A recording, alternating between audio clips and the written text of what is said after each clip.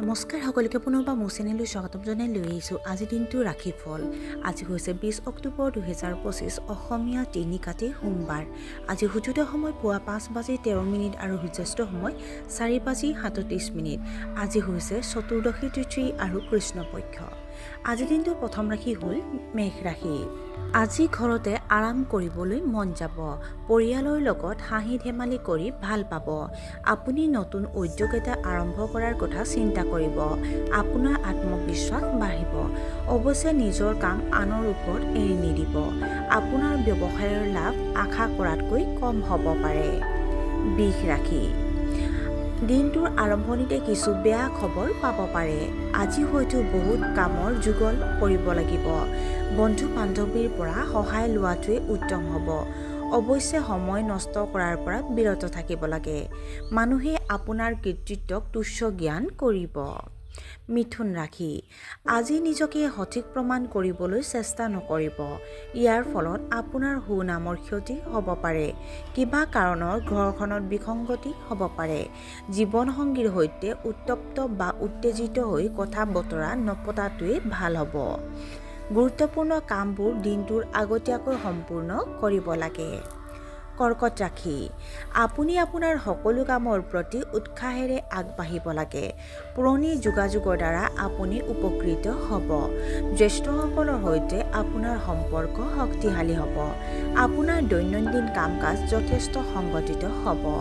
আপোনাৰ আগৰ কঠোৰ পৰিশ্ৰমৰ ফলত ফলপ্ৰসূ ফল পোৱা যাব। সিংহ ৰাশি।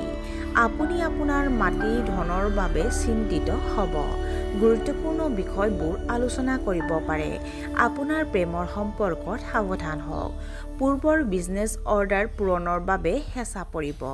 ব্যৱসায়ত নতুন পৰীক্ষা নিৰীক্ষা এৰাই চলিব লাগে। অবিবাহিত মানুহে বিবাহক লৈ চিন্তা কৰিব। কন্যা ৰাশি। আপুনি বাকী থকা কামবোৰ সম্পূৰ্ণ কৰাত আপোনাৰ সকলো প্ৰচেষ্টা চলাব। টান সম্পৰ্কবোৰ মেৰামতি কৰাত আপুনি সহায় লাভ কৰিব। কৰ্মক্ষেত্ৰত আপুনি আকাংক্ষিত ফলাফল লাভ কৰিব। আইনী বাধা আজিয়ে সমাধান হ'ব পাৰে। আপোনাৰ জীৱন ধাৰণৰ মানদণ্ড উন্নত কৰাৰ ইচ্ছা থাকিব। তুলা ৰাশি। আনৰ পৰা বেছি আশা কৰা উচিত নহয়।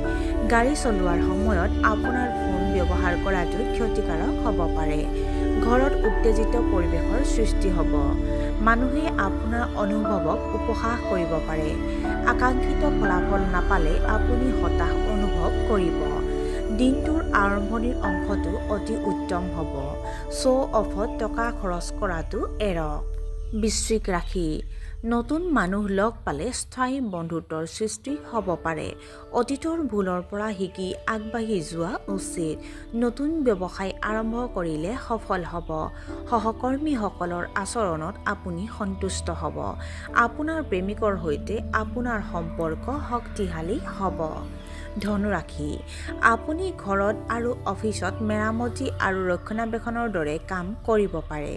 আপুনি আপোনাৰ বিৰোধীৰ ওপৰত জয়ী হ'ব। আপুনি নতুন ব্যৱসায় বিনিয়োগ কৰিব পাৰে। আপোনাৰ চাকৰিৰ স্থিৰতাই প্ৰাধান্য পাব। প্ৰতিদ্বন্দ্বীসকলৰ সৈতে অত্যাধিক যোগাযোগৰ পৰা বিৰত থাকক। ঘৰত উৎসৱমুখৰ আৰু আনন্দময় পৰিৱেশৰ সৃষ্টি হ'ব। মকৰ ৰাশি। আপোনাৰ জীৱনসংগীৰ লগত মতানৈক্য হ'ব পাৰে। স্নায়ু টান আৰু বিষৰ দৰে সমস্যাক আওকাণ নকৰিব। অচিনাকি মানুহক বেছি বিশ্বাস নকৰিব। আপোনাৰ মানসিকতা অলপ নেতিবাচক হৈ পৰিব পাৰে। হঠাৎ ভ্ৰমণ কৰিলে আপোনাৰ অসুবিধা হ'ব পাৰে। কুম্ভ ৰাশি। আনৰ কামত অত্যধিক হস্তক্ষেপ পৰিহাৰ কৰক। চাৰ্ভাইকেল বিষে আপোনাক অসুবিধা দিব পাৰে। আপুনি হয়তো কিছুমান মানসিক চাপৰ সমস্যাত পাব পাৰে। আজি কিছুমান গুৰুত্বপূৰ্ণ কামৰ ওপৰত প্ৰভাৱ পৰিব। ব্যৱসায়ত নতুন উদ্যোগৰ পৰা আঁতৰি থাকক। আপোনাৰ চৰকাৰৰ সম্পৰ্কীয় কামত বাধা আহিব পাৰে। আৰু আজিৰ দিনটোৰ শেষৰ ৰাশিটো হ'ল মীন ৰাশি। ছাত্ৰ ছাত্ৰীসকলে নিজৰ কেৰিয়াৰ আৰু উচ্চ শিক্ষাৰ প্ৰতি যথেষ্ট আশাবাদী হ'ব।